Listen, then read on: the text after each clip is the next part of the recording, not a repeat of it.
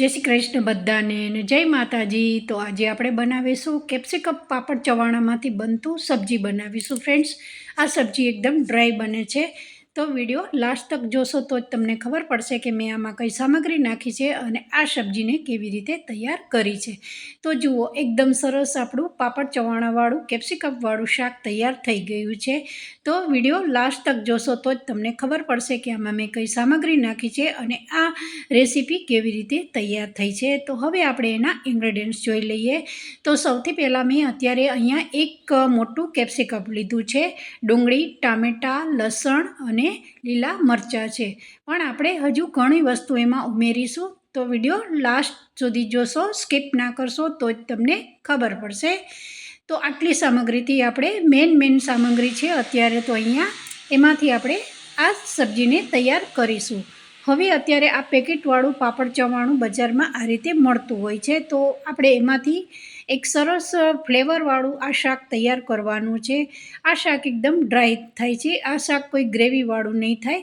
તો આમાં આપણે કોઈ શાકમાં પાણીનો બી ઉપયોગ નથી કરવાનો। હવે આપણે અહીંયા જે પાપડ ચવાણું છે એને આપણે 1 વાટકી જેટલું મારે ઉપયોગ કરવાનું છે, તો મેં 1 વાટકી જેટલું પાપડ ચવાણું કાઢી લીધું છે, કારણ કે આ પાપડ ચવાણું છે થોડું ગળ્યું આવે છે, થોડું ખાટો બી ટેસ્ટ આવે છે, તો એકદમ ટેસ્ટી ચટાકેદાર આ શાક તૈયાર થઈ જાય છે। હવે 1 વાટકી પાપડ ચવાણું છે એને મિક્સર જારમાં આ રીતે દરદરું પીસી દેવાનું છે। બહુ ફાઇન નથી પાવડર બનાવી દેવાનો, થોડો દરદરો રાખશો તો બહુ ટેસ્ટ સારો આવે છે અને ખાવામાં એકદમ ક્રન્ચી ટેસ્ટ આવે છે। તો આ પાપડ ચવાણું આપણું સરસ એકદમ પીસાઈ ગયું છે, મતલબ તમે જોઈ શકો છો મેં ફાઇન એકદમ ઝીણો પાવડર નથી કરી દીધો, થોડો દરદરો રાખ્યો છે। તો આ આપણે હવે આને સાઈડમાં મૂકી દઈશું। હવે આપણે કેપ્સિકમ લેવાનું છે। હવે તમે કેટલી ક્વોન્ટિટીમાં કેપ્સિકમને બનાવતા હો એ પ્રમાણે તમારે બધી વસ્તુનો માપ લેવાનો છે। તો અંદરથી આ રીતે બિયાનો ભાગ છે અને થોડો આ રીતે મોટો ભાગ હોય એ આપણે કાઢી લેવાનો છે, કારણ કે કેપ્સિકમ છે એકદમ બિલકુલ મોડા આવતા હોય છે। અને આ શાક આપણે ચણાના લોટમાંથી બનાવી શકીએ છીએ, પણ ચણાના લોટ કરતાં આ જે પાપડ ચવાણું છે એનો ટેસ્ટ બહુ જ સરસ આવે છે, જરૂર એકવાર ટ્રાય કરજો। હવે આપણે અહીંયા કેપ્સિકમને થોડું જે ડંઠલવાળો ભાગ હોય, થોડો એકદમ ગઠ્ઠાવાળો ભાગ હોય એને સાઈડમાં નીકાળી દેવાનો છે અને પછી આપણે આની ચિપ્સ પાડી દેવાની છે। જેવી રીતે બટાકાની ચિપ્સ પાડતા હોય એ જ રીતે એકદમ સરસ આપણે અહીંયા કેપ્સિકમનો જે પતલો ભાગ છે એ જ ઉપયોગ કરવાનો છે ફ્રેન્ડ્સ, કારણ કે આ કેપ્સિકમમાંથી બહુ જ પાણી નીકળે છે। તો પાણી નીકળતું હોવા છતાં બી આપણે આ શાકમાં બહુ પાણીનો ઉપયોગ બી નહીં કરીએ તો જે કેપ્સિકમની મીઠાશ છે એ બહુ સરસ આવે છે, કારણ કે પાણી નાખવાથી કેપ્સિકમ એકદમ સોગી થઈ જાય છે। તો એટલે જ મેં અહીંયા આ શાકમાં પાણીનો બિલકુલ ઉપયોગ કર્યો નથી। હા, ગ્રેવી માટે થોડું પાણીની જરૂર પડે તો આપણે નાખી શકીએ છીએ, પણ જ્યારે કેપ્સિકમ નાખીએ ત્યારે પાણીનો ઉપયોગ નથી કર્યો। 1 ચમચી જેટલું મેં અહીંયા તેલ લીધું છે, થોડું તેલ થઈ ગયા પછી રાઈ નાખી, થોડું જીરું નાખ્યું છે અને અહીંયા તમને અજમો પસંદ હોય તો તમે અજમો બી નાખી શકો છો, નહીતર સ્કીપ કરી શકો છો, કારણ કે આ શાક અજમો નાખવાથી બહુ જ પચવામાં બી હલકું રહે છે, કારણ કે જો પાપડ ચવાણું છે એમાં બહુ વધારે પડતું જ બધા મસાલા કરેલા હોય છે, એટલે એસિડિટી ના થઈ જાય એટલા માટે જ આપણે અહીંયા અજમાનો ઉપયોગ કર્યો છે, જેથી કરી અને પચવામાં એકદમ સહેલાઈથી આ શાક રહે છે। ત્યાર પછી ચોપ કરેલા લસણ અને લીલા મરચાં અહીંયા ઉમેરી દીધા છે। અહીંયા તમને પસંદ હોય તો તમે ખડા મસાલા બી લઈ શકો છો। ત્યાર પછી ચોપ કરેલી મેં અત્યારે અહીંયા ડુંગળીનો ઉપયોગ કર્યો છે।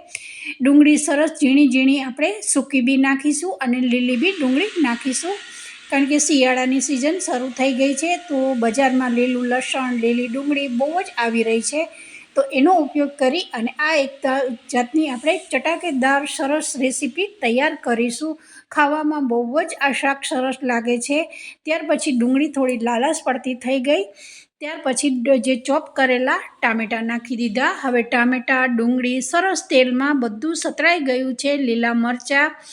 ત્યાર પછી હવે આપણે એમાં ફ્રેશ થોડા લીલા ધાણા નાખીશું, કારણ કે લીલા ધાણા ફ્રેશ નાખવાથી સબ્જીનો ટેસ્ટ બહુ જ સરસ આવે છે। અને 1 વાટકી જેટલું મેં અહીંયા લીલી ડુંગળીનો ઉપયોગ કર્યો છે. તમારા ઘરમાં ના હોય, ના ખાતા હોય તો સૂકી ડુંગળીથી બી આ શાક બહુ જ ટેસ્ટી તૈયાર થઈ જાય છે. પણ લીલી ડુંગળી નાખવાથી જે કેપ્સિકમ પાપડ ચવાણાનું શાક છે એ બહુ જ ટેસ્ટી તૈયાર થઈ જાય છે. જરૂરથી આ રેસીપીને ટ્રાય કરજો અને ટ્રાય કર્યા પછી તમારી રેસીપી કેવી લાગી એ જરૂરથી કમેન્ટ કરીને જણાવજો. તો હવે આ બધી વસ્તુ આપણે તેલમાં 2 મિનિટ આ રીતે ચમચાની મદદથી ચલાવી અને તેલમાં સાતળી દેવાની છે. સરસ એકદમ સતળાઈ જાય પછી આપણે બીજી પ્રોસેસ અહીંયા કરવાની છે. અહીંયા હવે આપણે રૂટિંગ મસાલા કરીશું. હવે તમારા ઘરમાં તમે કેટલી ક્વોન્ટિટીમાં તીખું ખાતા હો એ તમે અહીંયા નાખી શકો છો, કારણ કે પાપડ ચવાણું છે એ તીખું નહીં આવતું, થોડું ગળ્યું અને થોડું ખાટું આવે છે. તો 1 ચમચી જેટલું જે કશ્મીરી મરચું નાખ્યું છે એ મોળું જ મરચું છે. ત્યાર પછી અડધી ચમચી મેં અત્યારે ધાણા જીરું લીધું છે અને એનાથી બી ધાણા જીરુંથી ઓછી બી હલ્દી નાખી છે અને સ્વાદ અનુસાર મેં અહીંયા મીઠું નાખ્યું છે અને ગરમ મસાલો નાખ્યો છે, જે એવરેસ્ટનો કિચન કિંગ મસાલો મારો ઘરનો આ રીતે પેકેટ લાવી અને હું હરેક સબ્જીમાં ઉમેરતી હોઉં છું. તો હવે આ મસાલા થયા પછી આપણે અહીંયા એને ફરી ચલાવીશું. આ સમયે તમારે અહીંયા ગ્રેવી તમારે કેવી રાખવી છે અને મસાલા ચડી જાય એ માટે અહીંયા પાણીનો ઉપયોગ કરવાનો છે. બહુ વધારે પડતું પાણીનો ઉપયોગ નથી કરવાનો, કારણ કે કેપ્સિકમ છે જેવું પાણી અડશે એવું કેપ્સિકમમાંથી સોગી થઈ જાય છે. તો અહીંયા મેં ફ્રેશ એકદમ જે ખાટું દહીં આવે છે એ લીધું છે, મલાઈવાળું દહીં લીધું છે. અહીંયા ઓપ્શન છે, તમને પસંદ હોય તો નાખી શકો છો, નહીતર સ્કીપ કરી શકો છો. પણ થોડું દહીં નાખવાથી શાકનો સ્વાદ છે એ બહુ જ અનેક ગણો વધી જાય છે. તો જુઓ, 1 ચમચી તેલ જ છે મારું, બહુ વધારે પડતું તેલ બી નથી. અને અડધી વાટકી જેટલું મેં અત્યારે અહીંયા પાણીનો ઉપયોગ કર્યો છે, કારણ કે મસાલા આપણા કાચા છે અને થોડું લચકા પડતું થાય એટલે આપણે પાપડ ચવાણું ઉપરથી ઉમેરીશું તો શાક છે એકદમ સરસ ડ્રાય થઈ જશે, કારણ કે જેટલો એમાં ચણાના લોટનો ભાગ હશે એ બધો એબ્ઝોર્બ કરી જશે રસો છે એને. તો પાણી નાખ્યા પછી મસાલા સરસ ચડી જાય એ માટે ઢાંકી અને 2 થી 3 મિનિટ મેં એને રહેવા દીધું હતું. હવે તમે જોઈ શકો છો એકદમ સરસ ઉપર આપણું તેલ આવી રહ્યું છે અને મસાલા સરસ ચડી ગયા છે. બધી ડુંગળી ટામેટાં સરસ ગળી ગયા છે, લીલી ડુંગળી છે, ધાણા છે, બધું એકદમ સરસ મસાલો તૈયાર થઈ ગયો છે સબ્જી માટેનો. તો હવે આ સમયે આપણે અહીંયા કેપ્સિકમ ઉમેરી દેવાના છે. હવે આ સમયે આપણે બિલકુલ પાણીનો ઉપયોગ નથી કરવાનો, કારણ કે જો આ કેપ્સિકમ નાખ્યા પછી તમે પાણી નાખશો ને તો કેપ્સિકમ છે બિલકુલ સ્વાદ નહીં સારો આવે અને સૂગી થઈ જશે, મતલબ કે એકદમ પોચા પડી જશે કેપ્સિકમ છે. તો હવે આપણે અહીંયા કેપ્સિકમ બધા મસાલા સાથે ઉમેરી દઈ અને પછી આપણે એને ઢાંકી અને લગભગ 5 મિનિટ રહેવા દઈશું. તો જે કેપ્સિકમનું પાણી છે એમાં જ કેપ્સિકમ છે એ ચડી જશે ફ્રેન્ડ્સ, કારણ કે કેપ્સિકમ એવી વસ્તુ, મરચાં છે એકદમ મોડા આવે છે અને એમાંથી વધારે પડતું મરચાંમાંથી પાણી છૂટે છે.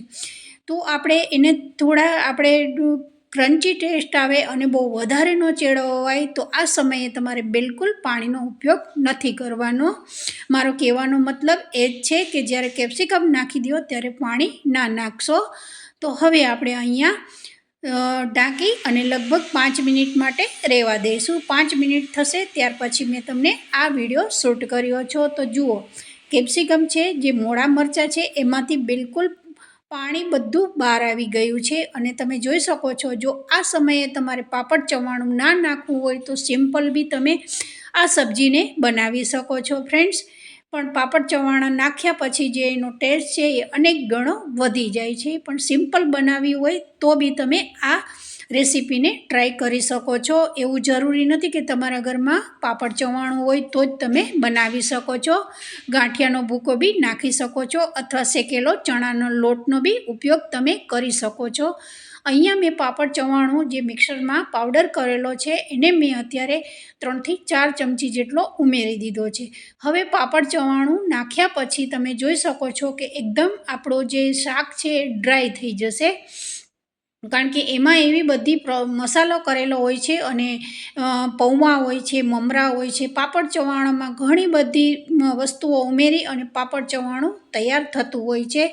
તો જે પાપડ ચવાણાનો ટેસ્ટ છે એ શાકમાં બહુ જ સરસ આવશે. તો જરૂરથી આ રેસીપીને ટ્રાય કરજો અને આ સબ્જીને તમે બાજરીના રોટલા જોડે અથવા જે તાવડીમાં બનતી ભાખરી ક્રિસ્પી બિસ્કિટ જેવી હોય છે એની જોડે આ શાક બહુ જ સરસ તૈયાર થઈ જાય છે. તો હવે આપણું આ શાક તૈયાર થઈ ગયું છે. આમાં કોઈ આપણે હવે બીજું ઉમેરો કરવાનો નથી.